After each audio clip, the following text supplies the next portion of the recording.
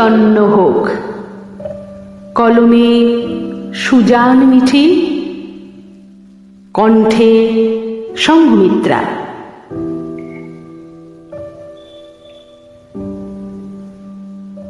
ওং হৃদয় কমল মধ্যে রাজিতং নির্বিকল্পং শদ শদখিল ভেদা তীতমেকস্বরূপং প্রকৃতি বিকৃতি শূন্যং নিত্যমানন্দমূর্তিং বিমল পরমহংসং রামকৃষ্ণং ভজামঃ।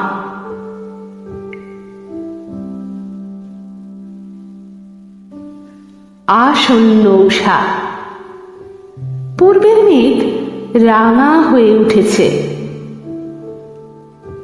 মায়ের পায়ের জবার মতো সুখ ছড়িয়ে পড়েছে দিক চক্রবালে। দিঘির শান্তনীরে কোমল শতদল হাসি মুখে জেগে উঠছে। শান্ত প্রশ্রয়, অশ্রুতে ভাসছে আনন্দ। নতমস্তকে প্রণাম রাখছে আলো। হস্ত্রমুদ্রায় বরাভয় তার, বলছেন চৈতন্য হোক, চৈতন্য হোক।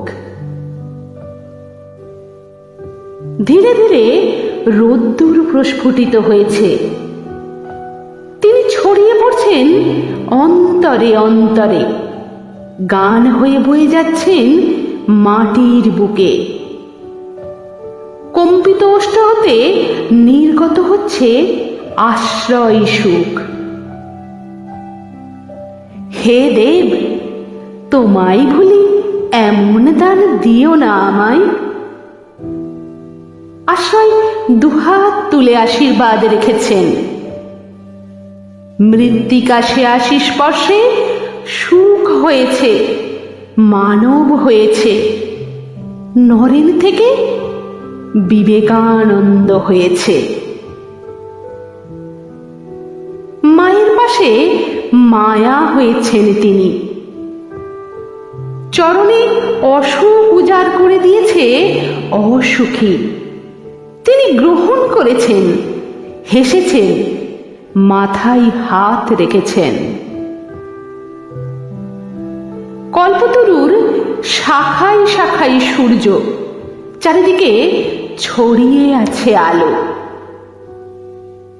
সে আলোয় ধুয়ে যাচ্ছে যত শত দারিদ্র্য। বৃহৎ হয়ে উঠছে অন্তর, পুষ্পসজ্জায় সেজে উঠছে হৃদয়। কুমুল কমলের মতো হাসছে, প্রণুত হচ্ছে কল্পতরু মূলে। ঠাকুর দুই হাত প্রসারিত করে চলেছেন, ক্রমশ আকাশ হয়ে উঠছেন। বলছেন রাত শেষ হলেই দিন হয়। বলছেন চৈতন্য হোক, চৈতন্য হোক। এমন মধুর আশিস মাথায় নিয়ে আলো আশায় মানুষ গড়ে উঠছে আজও। প্রণাম দিয়ে বলছে, ঠাকুর তোমার চরণ পাত। আমি সুখ অসুখ রাখি